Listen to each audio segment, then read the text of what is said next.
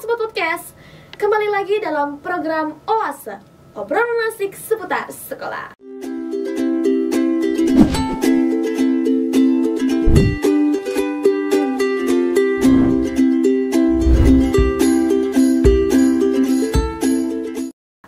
Bersama saya, Cindy Kalista yang sebagai MC dalam podcast kita kali ini, yang akan berbincang dengan narasumber spesial kita nih. Siapa ya beliau, dan langsung aja yuk kita ke pertanyaan-pertanyaannya. Halo Pak. Halo. Halo Pak, apa kabarnya Pak? Alhamdulillah baik, mudah-mudahan baik juga ya. Iya, saya baik juga Pak. Ya. Oke Pak, sebelum kita lanjut ke dalam pertanyaan selanjutnya, nah saya ingin bertanya dan berkenalan dulu nih kepada Bapak. Bapak ini namanya siapa dan dari mana? Oke, nama saya Jafar Kodori. Saya sehari-harinya bekerja di cabang dinas wilayah 3 Kutai Kartanegara, Dinas Pendidikan dan Kebudayaan Provinsi Kalimantan Timur, sebagai kasih pembinaan SMA dan pendidikan khusus dan layanan khusus begitu. Salah satu kegiatannya ya membina guru, siswa dan lain-lain begitu di jenjang pendidikan SMA dan SLB gitu. SMA dan SLB gitu. Di Kutai Kartanegara, Kabupaten Kutai Kartanegara, wilayah kerjanya begitu. Oh, seperti itu ya Pak ya. Lalu, nah Bapak kan yang memilih penyelenggaraan FLS 2N. Nah, mengapa Semarajaku dipilih menjadi tuan rumah penyelenggaraan FLS 2N, NSDC dan LDBI Pak? Oh itu, ada banyak proposal yang masuk gitu kan, proposal yang masuk untuk menjadi tuan rumah atau tempatan penyelenggaraan seleksi. Tetapi kan ada pertimbangan-pertimbangan tertentu begitu.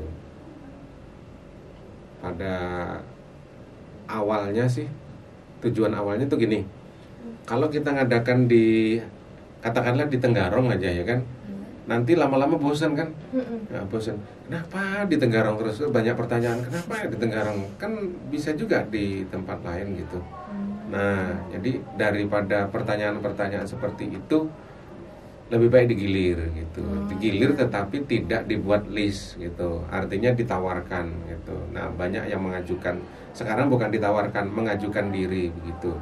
Nah, tahun ini kebetulan itu di SMA 1 Muara Jawa gitu. Pertimbangan yang pertama adalah dengan pola seperti ini, moda seperti ini, kan ini banyak siswa datang ke sini, guru datang ke sini, ya kan? Atau tamu-tamu lain datang ke sekolah ini, otomatis dia akan tahu, oh SMA Muara Jawa tuh apa sih keunggulannya?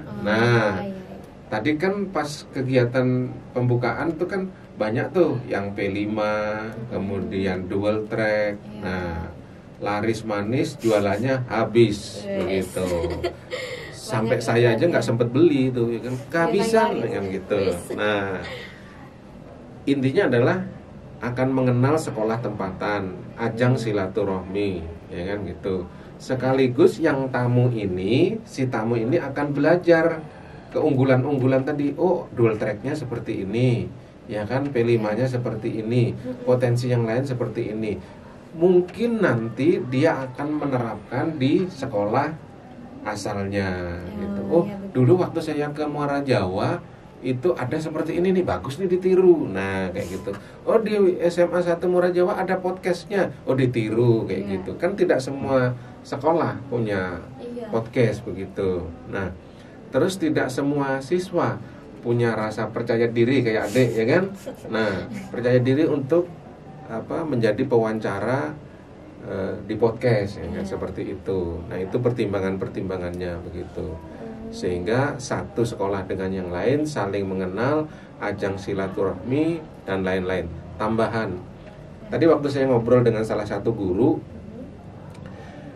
pertama kali dia mendengar SMA 1 Muara Jawa, di mana ya itu ya? di mana ya. Nah, kan dia nggak tahu. Tapi begitu dia berangkat ke Muara Jawa ya kan, oh ini di sini lewat sini begitu. Jadi seperti itu. Oke, baik Pak, kita ke pertanyaan selanjutnya. Nah, Bapak kan sudah melihat dari pelaksanaan FLS 2N ini. Nah, melihat dari peserta yang ikut dalam lomba ini, apakah ada peningkatan jumlah peserta dari tahun sebelumnya, Pak? Banyak pesertanya meningkat tuh hampir 2 kali lipat ya kan. Tetapi angka pastinya saya tidak hafal ya kan. Tetapi dilihat dari jumlah semua keseluruhan peserta itu 134, dan data terakhir itu melonjak karena banyak yang tidak register di Google Form-nya cabang, tapi dia terregister di Suspenas. Suspenas itu yang mengelola kegiatan prestasi siswa secara nasional. Mereka itu namanya datanya terregister di sana, tetapi lupa register di cabang, begitu nggak apa-apa. Yang penting dia terregister di Suspenas. Nah, itu sekitar 150-an dari semua cabang. Itu semua cabang di PLS 2N, lomba debat bahasa Indonesia, kemudian lomba debat bahasa Inggris, ya kan. Ada satu lagi tertinggal begitu, seharusnya serentak gitu. Lomba apa keagamaan. Nah, itu tertinggal. Ya nanti mungkin minggu depannya lagi saya kerjakan begitu. Nah, kembali ke titik tadi bahwa peningkatannya luar biasa. Seperti tari itu tahun kemarin itu di angka 20-an peserta. Nah, ini 42 tadi saya cek ke bawah. Banyak betul. Jadi 2 kali lipat dia naik. Begitu ya jumlah pesertanya. Itu yang tari, belum lagi yang nyanyi itu juga sama. Tahun lalu itu di angka di bawah 30. Dia kalau nggak salah itu tahun lalu itu 28. Nah, ini kan dia di atas 50 tahun ini gitu. Jadi peningkatannya luar biasa begitu. Perlu dicatat bahwa peserta untuk PLS 2N ini tidak hanya dari SMA, dia juga dari MA begitu. Jadi itu juga dibatasi satu sekolah satu. Nah, seandainya misalkan satu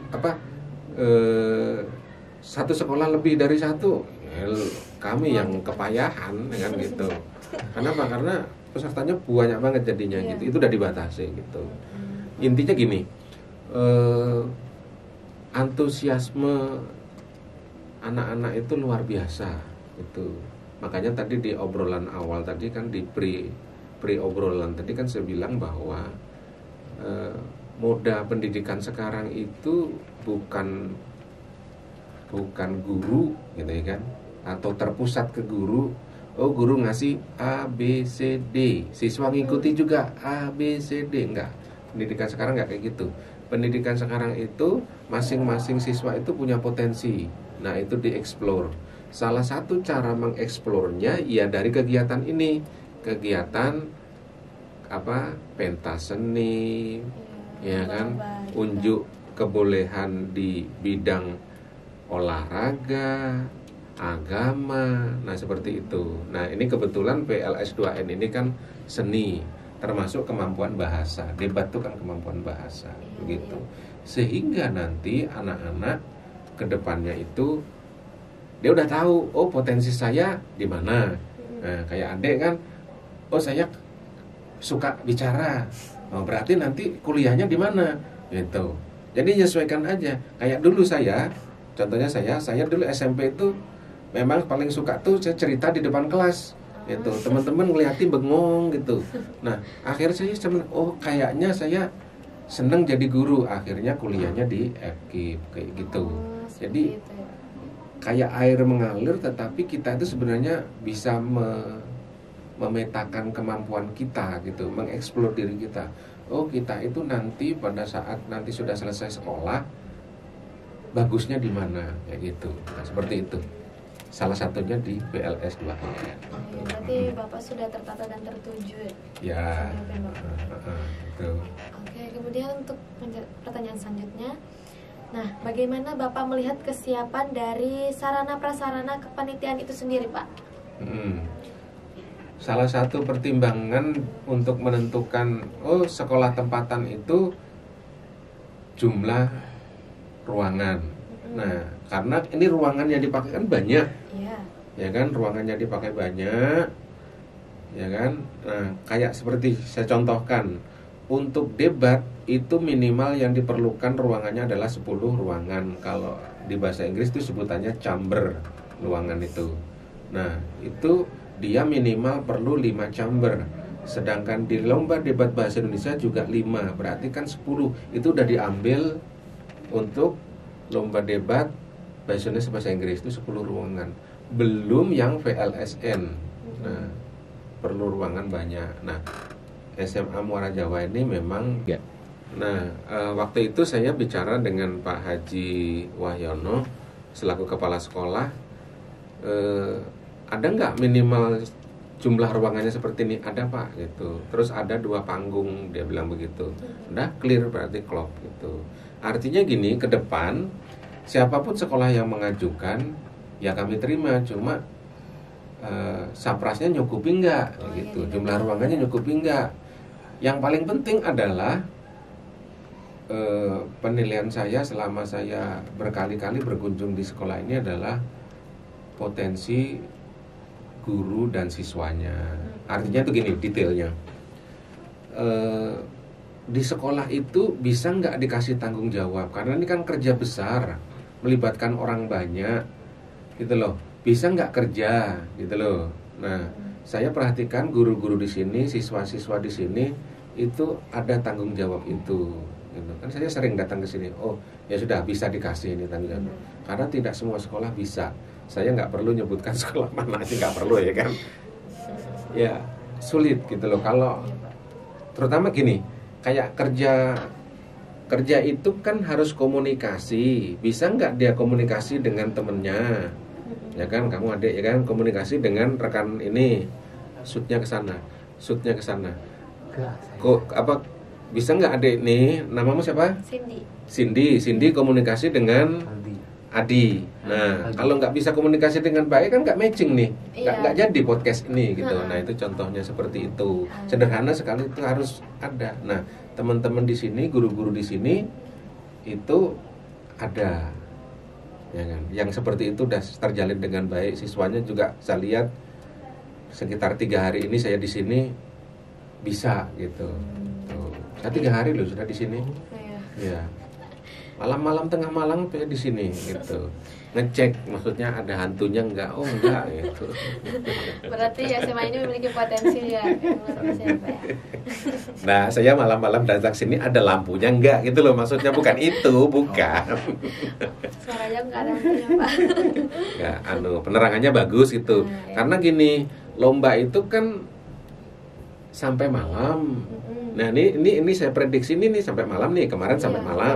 Ini sampai malam lagi. Nah, kalau lampunya nggak cukup, penerangannya nggak bagus kan, ya repot gitu loh, repot. Nah, ini saya tanya dengan Bu Hermin, dengan teman-teman di sini bilangnya ada bagus. Nah, saya cek malam kemarin itu bagus. Gitu. Oke. Nah Pak, setelah tadi kita membahas bagaimana sarana dan prasarana dari kepanitiaan, selanjutnya kira-kira apa yang perlu ditingkatkan dalam pelaksanaan lomba di tahun depan nih Pak? Di tahun depan rancangannya adalah tentu lebih baik dari tahun ini lah ya. Itu lazimnya begitu kan, setiap orang pasti begitu. Sesuatu yang kita kerjakan di tahun ini harapannya di tahun depan itu lebih baik. Nah, kalau kalau lomba itu biasanya faktor penentunya itu di juri, gitu, di situ. Nah, jadi bila mana itu jurinya bagus, biasanya itu menghasilkan sesuatu yang bagus. Tuh, sama aja dengan ibarat ilustrasi yang lain, misalkan bola, gitu kan. Kalau wasitnya nggak bagus, tuh hasilnya juga nggak bagus, gitu. Nah, kalau di seleksi VLSN itu kan mencari jurinya itu agak bukan sulit lah ya, agak sulit gitu. Contoh misalkan untuk mencari juri di kriya, kan? Nah, itu kan Nggak setiap orang bisa menjuri kriya itu, atau tari, nggak setiap orang bisa menjuri tari gitu. Nah, jadi seperti itu. Nah, harapannya tahun depan saya bisa, atau kami bisa menemukan teman-teman juri yang betul-betul di bidangnya begitu. Ya memang tahun ini sudah mendekati di bidangnya, tetapi paling enggak tahun depan itu 100% juri yang dipakai itu di bidangnya begitu. Harapannya begitu. Sehingga bisa menghasilkan menghasilkan juara-juara yang nanti bisa berkompetisi lebih di level provinsi begitu. Oke, baik Pak. Selanjutnya dalam tahapan persiapan. Nah, apakah Bapak mendapati kendala yang dialami oleh kepanitiaan dan bisa disebutkan juga Pak? Banyak kendalanya itu. Kendalanya itu karena kita ini jauh-jauh ya kan. Kalau bisa sih kita rapat itu lewat Zoom, bisa. Cuma Zoom itu kelemahannya kan tidak bisa tuntas gitu loh, tidak bisa detail. Kenapa? Karena kan terbatas itu Zoom itu. Beda dengan kita ketemu langsung. Nah, jarak kita ini jauh, sedangkan panitianya itu tidak hanya di SMA 1 Muara Jawa, enggak kan itu. Nah, itu kendalanya di situ. Nah, tapi nggak apa-apa, itu bisa diatasi ya kan, walaupun 3 kali rapat ya, 3 kali rapat saya hitung itu alhamdulillah bisa berjalan dengan baik begitu. Yang kedua kendalanya adalah di peserta. Peserta itu kadang-kadang pembinanya ya kan lalai gitu, atau siswanya juga lalai. Lalai itu maksudnya gini, jauh-jauh hari saya sudah bilang dengan sudah menginformasikan dengan kepala sekolah, Pak, Ibu peserta PLS 2N itu nanti diregister dulu di linknya Suspenas. Nah, kadang lupa gitu. Itu maksud saya lalai itu, lupa. Dia si siswa ini tidak diregister di Suspenas dulu, nggak bisa. Jadi kalau dia tidak terregister, dia ikut lomba, nggak bisa dia misalkan dia menang ya kan, nggak bisa dikirim ke provinsi untuk seleksi selanjutnya, nggak bisa dia. Nah, itu kendala-kendalanya di situ. Jadi harus register sejak dini, komunikasinya baik dengan panitia, kayak gitu-gitu. Nah, yang ketiga ya kan, di sisi tadi juri ya, kemudian informasi dengan peserta. Yang ketiga itu di panitia itu sendiri ya kan gitu. Nah, panitia sendiri itu misalkan gini, karena saya dengan guru-guru itu kan tidak satu garis lurus gitu loh. Maksudnya garis lurus itu saya tidak bisa memerintah langsung ke teman-teman guru. Guru itu kan pimpinannya kepala sekolah. Nah, otomatis saya komunikasi dulu dengan kepala sekolah, baru ke guru-guru kayak gitu. Jadi komunikasinya berjenjang itu. Nah, itu juga memperlambat gitu. Bukan nggak bisa, memperlambat kecepatan untuk berkomunikasi. Itu juga mempengaruhi begitu. Tapi alhamdulillah teman-teman di sini di SMA 1 Muara Jawa bisa mengatasi itu gitu ya. Oke, baik Pak. Nah, selanjutnya menurut Bapak, apa saran atau tips yang perlu disiapkan untuk pelaksanaan lomba FLS 2N di tahun depan nih Pak? Banyak sih tipsnya, tapi kita singkat-singkat aja ya, supaya pemirsa kita nih, penonton kita nih, viewer kita nih tidak bosen ya kan gitu. Ini yang diomongin dari A sampai Z tadi itu aja ya kan gitu. Nah, ada beberapa hal yang bisa ditingkatkan di tahun mendatang ya kan. Yang pertama itu di sisi juri, seperti tadi yang sudah saya jelaskan ya kan, di sisi juri kita harus tingkatkan, di kepanitiaannya juga sama gitu. Yang ketiga itu yang paling penting, pendanaannya. Dari tadi kita kan nggak bicara itu kan gitu. Nah, mungkin karena adik Cindy masih ini ya kan, masih belia ya kan, agak sungkan-sungkan dia ngomong, Pak ini yang biaya ini siapa gitu kan gitu. Nah, jadi makin bukan makin besar pendanaannya makin bagus, enggak. Kalau menurut saya makin efektif pendanaan itu, penggunaan dana itu makin bagus menurut saya gitu. Jadi kadang orang kan keliru, makin besar pendanaannya makin bagus gitu kan. Contoh, ini contohnya ya kan, supaya kita pahami. Kita mau beli motor kan gitu kan. Kalau harganya mahal tuh makin bagus, enggak. Cara berpikirnya bukan kayak gitu. Cara berpikirnya kalau kegiatan itu dengan katakanlah 20 juta. Dengan 20 juta ini bisa kita gunakan nggak untuk mendanai kegiatan PLS 2N? Bisa. Artinya kita bisa memaksimalkan uang 20 juta ini nggak? Nah gitu. Bukan berarti 20 juta nggak bisa, harus 50 juta, enggak, bukan begitu cara berpikirnya, begitu. Jadi bisa enggak kita mengefektifkan, mengefisienkan pendanaan itu dengan baik atau enggak, itu. Nah, kuncinya di pendanaan, ya. Itu mudah-mudahan tahun depan bisa lebih efektif lagi, ya kan, mengcover semua kebutuhan-kebutuhan di lapangan, begitu. Supaya lebih Tambahan promosi, ya kan, itu harus lebih kenceng gitu. Menurut saya sih itu. Apakah itu lewat media sosial, ya kan, YouTube, FB, ya kan gitu. Seperti itu, sehingga anak-anak itu tidak hanya mengandalkan dari kepala sekolah, gurunya, dia lebih tahu duluan. Oh, ini nanti mau diadakan seleksi PLSN gitu. Taunya dari mana? Dari YouTube misalkan. Taunya dari mana? Dari FB kayak gitu. Dari IG kayak gitu-gitu. Semaraja aku juga Bapak, jangan lupa follow Pak. Iya. Pastilah nanti saya follow gitu. Juga jangan lupa ya kan, ini FB saya. FB saya tuh ya nama saya gitu. Oh iya. Ya gitu, Jafar Kodori gitu di aku juga ada Pak. Ya, gitu.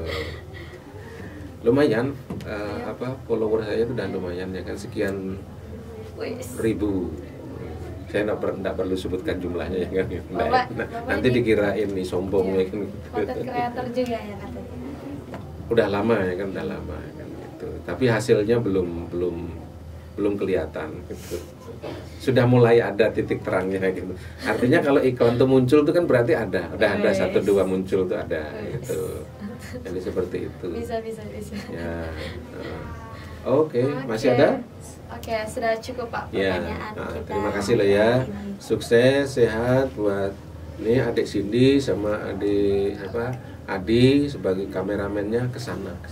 Kalau saya sebut namanya ke sana, kayak gitu.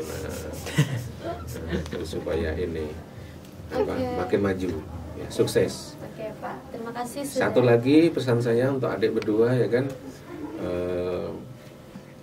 Jangan berhenti sekolahnya gitu ya kan, nanti kuliah ke apa gitu. Pokoknya jangan berhenti lah gitu ya. Oke. Ya. Oke, terima kasih ya Pak sudah menjadi narasumber dalam podcast kali ini. Nah, podcast kali ini tuh namanya podcast Oase Pak, obrolan asik seputar sekolah. Oke, siap. Oke, semoga Bapak sehat selalu ya Pak, dan sukses jadi content creator dan sehari-harinya juga. Amin. Oke Pak, terima kasih. Nah, demikianlah perbincangan kita hari ini. Dan semoga kalian di rumah tetap selalu sehat dan terjaga ya Sobat Podcast. Namun sebelum itu, podcast ini akan diakhiri dengan sebuah pantun. Pohon mangga di BTN dibeli oleh Pakmu. Jangan lupa ikuti FLS 2N dan raihlah prestasimu.